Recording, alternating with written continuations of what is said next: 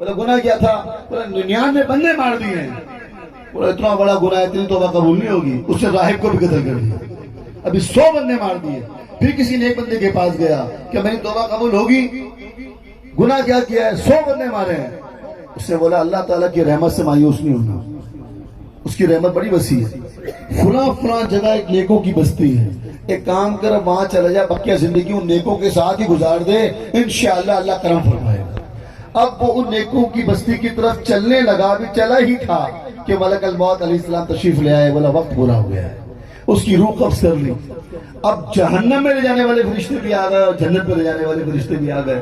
کہا جناب توبہ کر چکا تھا، جنت میں جائے گا۔ کہا 100 بندے مارے ہیں تو جہنم میں جائے گا۔ رب کی بارگاہ میں مسئلہ پیش ہوا، رب کائنات اس رحمان، وہ رحیم و کریم پروردگار اتنا رحیم ہے، خدا کی قسم بندہ سچے دل سے اس کی بارگاہ میں آ کے تو دیکھے، بڑے سے بڑے گناہ وہ معاف فرما دیتا ہے۔ رب کائنات کی بارگاہ میں یہ مسئلہ پیش ہوا، یا اللہ تیرا بندہ ہے، یہ کہاں جائے گا؟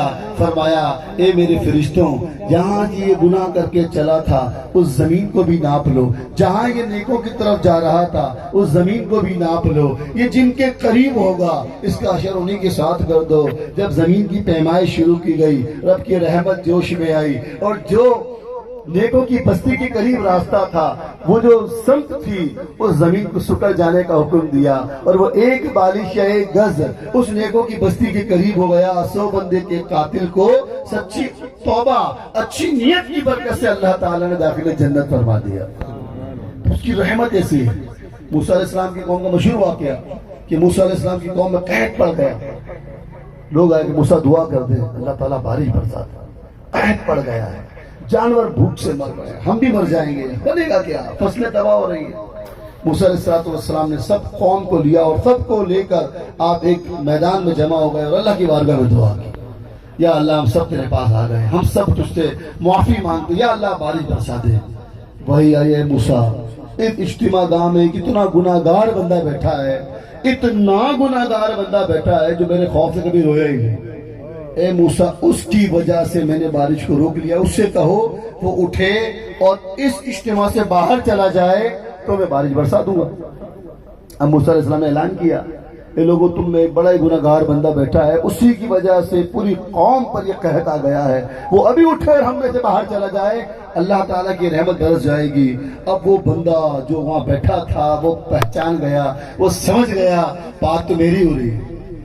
اس نے اسی وقت سر جھکایا اور پھر رب کی بارگاہ میں عرض کی، مولا اے میرے پروردگار تو ستار ہے، تو غفار ہے، تو بندوں کے عیبوں کو چھپانے والا ہے، اے میرے رب آج بھی میرے عیب چھپا لے، آج کے دن تجھ سے سچا پکا وعدہ کرتا ہوں اب کبھی تیری نافرمانی نہیں کروں گا، اے میرے مالک میری توبہ قبول کر لے، اے ستار رسوا ہونے سے بچا لے۔ ذرا سوچ تو صحیح، تیرا بندہ اس اجتماع گاہ میں اٹھ کر جائے گا، ہزاروں کی نگاہیں میری طرف ہوں گی، مولا میں تو کسی کو منہ دکھانے کے لائق نہ رہوں گا، میری توبہ قبول کر لے، تیری بارگاہ میں آج سچی توبہ کرتا ہوں، اب کبھی تیری نافرمانی نہیں کروں گا۔ اللہ تبارک و تعالیٰ کا وہ بندہ توبہ کر رہا تھا، دعائیں مانگ رہا تھا، چاروں طرف سے بادل آئے اور برسنا شروع ہو گئے۔ موسیٰ علیہ السلام نے اس کی، مولا ابھی تو کوئی ایک بندہ بھی اٹھ کے نہیں گیا اور بارش برس گئی۔ فرمایا موسیٰ جس کی وجہ سے بارش روکی تھی آج اسی کی وجہ سے بارش برسا دی ہے، میرے بندے نے توبہ کر لی، مجھ سے سلو کر لی۔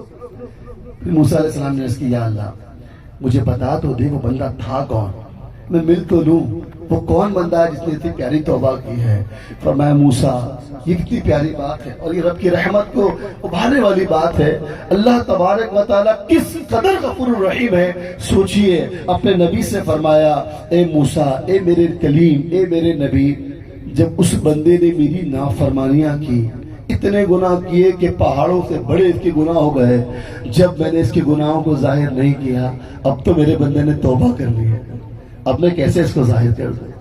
یہ وہ غفور الرحیم پروردگار ہے۔ پیارے اور محترم اسلامی بھائیوں، آج موقع ہے، آج سانس ہے، آج ہم توبہ کر سکتے ہیں۔ آئیے ہم سب مل کے اللہ کے حضور توبہ کرتے ہیں، اللہ تعالیٰ ہمارے سارے گناہوں کو معاف فرمائے۔ یا اللہ ہماری خطاؤں کو معاف فرما، ہماری لفظشوں کو معاف فرما، اے اللہ ہمیں سچی پکی کی توبہ کی توفیق عطا فرما، اے اللہ مرنے سے پہلے ہمیں بھی اپنے مقبول اور پسندیدہ بندوں میں شامل فرما۔